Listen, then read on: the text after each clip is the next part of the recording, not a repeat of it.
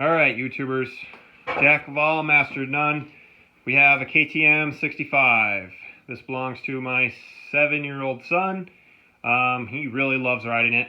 I thought that my 9-year-old was going to be on the 65 this year, or we were going to have two 65s, possibly.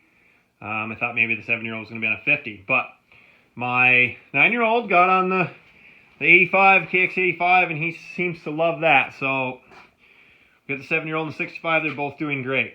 However, of course, it didn't take long before we had an issue. Yes, this is a used machine, but the great thing about these little bikes is that, you know, the people don't have them very long. We don't have them very long. None of us in the dirt bike world, because kids grow so fast, you know. So maybe my 7-year-old would ride 65s for 2 or 3 years. So even if I bought him a brand new bike, that bike's pretty good shape by the end of 2 or 3 years. You know, we're not trying to go pro or anything, so we're not riding and killing them every day. Here in Vermont, you know, it's a short season anyways, maybe 6 months if you're lucky.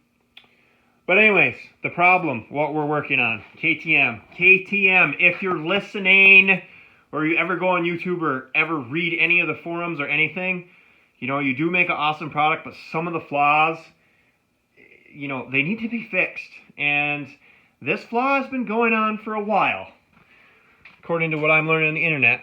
All right, here we have the power valve. So as you see, this power valve is not what it used to be.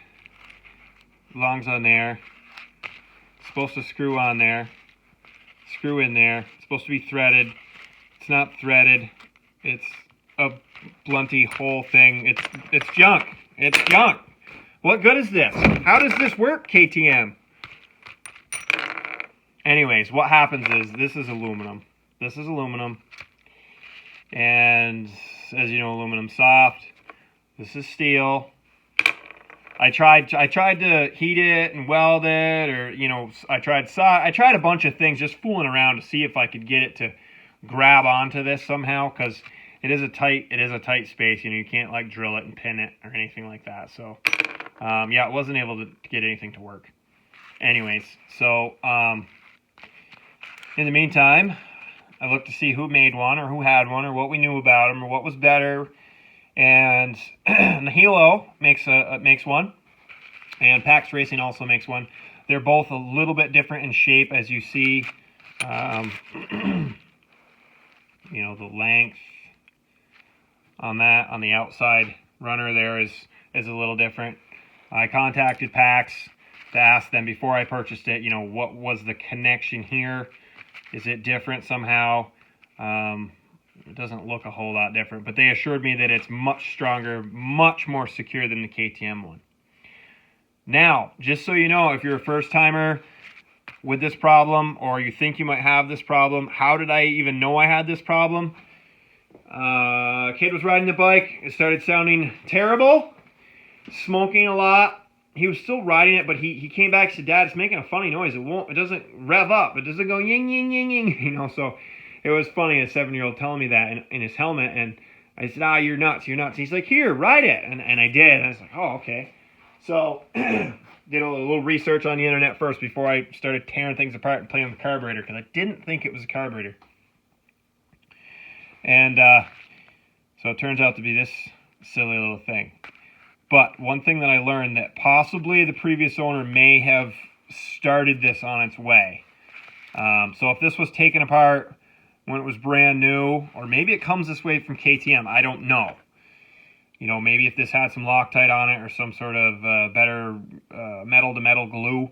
There's tons of stuff out there. But when you rebuild a top end, as you see, this right here, that's 6mm, okay? That flat spot right there, that's 6mm. So when you pull up the diaphragm, it won't take you very long to take this all apart. And this is the easiest way to do this, is to pull off the left side radiator and get in there. There's no easier way. This diaphragm goes on here, and you can easily just pull up on the diaphragm, and it pulls this up out of the cylinder. Okay, you need to hold the flat spot. You need to hold this flat spot with a 6mm wrench. while you spin the nut off that holds this diaphragm on. Don't even try to spin the nut on here. Don't even touch that with a wrench until you're holding that, okay?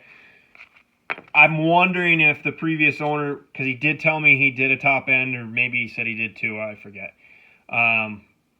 If maybe he had spun that once or twice or loosened it, because if he loosened it a little bit and then it would have started shaking around, and maybe that's what made it look like that. Because as you can see, that is not a thread anymore. It's tapered. It's, it shook around in there for a while loose.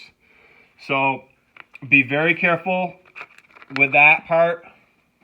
We're going to be careful putting this back in. I haven't test fit it yet, see what it looks like. So let's see how this baby slides right in there. And like I said, this is Pax Racing. They're out of California. I've purchased some things from them in the past for some different machines. And fits right in. Looks good. All right. I think we'll get this back together, and 7-year-old's going to take it for a rip later. Good luck out there and all the projects you're working on in your shop today. This is one of my shops. This is the toy shop, we call it. So let's get the toy back together so we can play. Have fun.